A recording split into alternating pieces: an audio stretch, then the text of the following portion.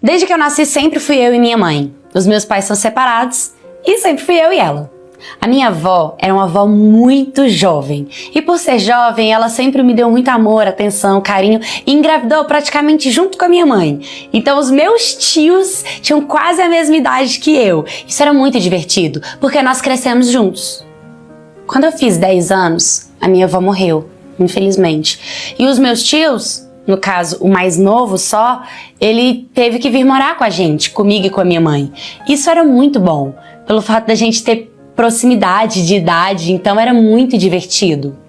O fato é que, com o passar do tempo, a minha mãe foi se sentindo sobrecarregada de ter que cuidar da gente e ela precisava de ajuda, tanto para algo emocional, para ela suprir aquela necessidade de ter alguém, como também é uma ajuda financeira, sabe? Aí teve um dia que a gente foi tomar um banho no rio para se refrescar. Isso, a gente morando no Rio de Janeiro. E foi muito bom, tal, e chegando lá tinha um homem, aparentemente muito divertido. E ele se aproximou da minha mãe. E eles começaram a conversar e tal. Eu vi uma felicidade estampada na cara dela e na dele também. E eles trocaram o telefone e começaram a conversar. Bom, o tempo foi passando, eles começaram a sair, começaram a se conhecer melhor. E minha mãe estava derretida de amor por ele, estava apaixonada de verdade. Acaba que com 2 meses, ele começou a encher o saco dela para que nós fôssemos morar com ele, né? E é claro, para mim era tudo muito recente, mas como tava fluindo tudo muito bem, a gente foi. Quando nós começamos a morar dentro da casa dele, claro, tudo começou a mudar. Por quê? Porque ele queria controlar a minha vida, controlar a vida do meu tio e controlar a vida da minha mãe.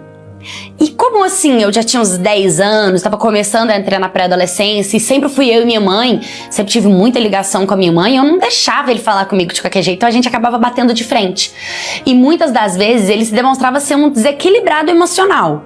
E a gente entende também que devido a ele ser militar, trabalhar na polícia, ele tinha essa agressividade no modo de ser e de falar. Era um pouco assustador, mas não me intimidava.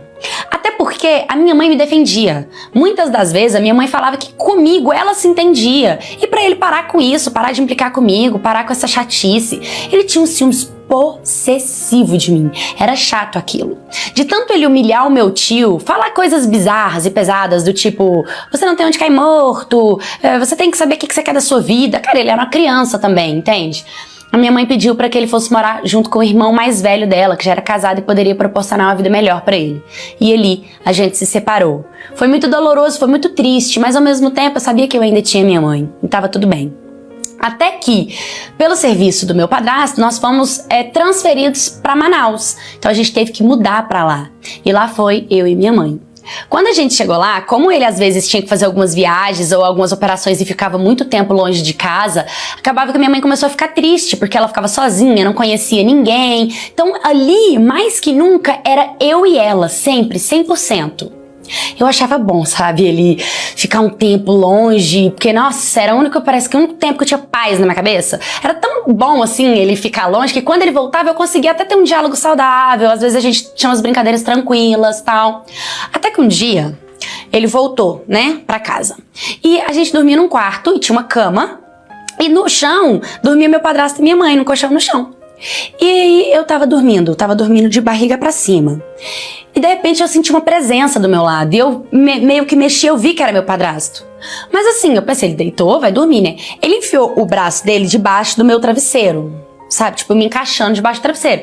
Eu percebi aquilo, mas eu continuei dormindo. Quando de repente eu comecei a sentir ele pegando no meu corpo, tipo, como se ele estivesse tentando me virar, sabe? Tipo, me colocar de lado, alguma coisa. Foi quando eu meio que endureci o meu corpo, fiquei super mal e dei uma mexida assim e minha mãe levantou. E minha mãe viu aquilo e meu padrasto fingiu que ele tinha... Sabe quando a pessoa acorda de noite? Ai, meio que coça assim e volta a dormir? Foi o que ele fez. Ele fingiu que tinha acordado à noite e voltou a dormir. E realmente dormiu. No outro dia, nosso relacionamento nunca mais foi o mesmo. Daquele dia, nunca mais foi o mesmo. Porque a minha mãe, ela levantou e ela me chamou. E ela veio conversar comigo. E ela falou pra mim, minha filha, fica de olho, observa. Não é certo, entendeu? Não dá liberdade, não dá abertura. Esse tipo de comportamento não é bem-vindo. Você se protege, você fica de olho. E qualquer coisa você me conta. Aquilo pra mim foi uma das coisas mais importantes que a minha mãe fez. Porque é nesse momento que uma mãe apaixonada por um homem tem ciúmes do filho, né?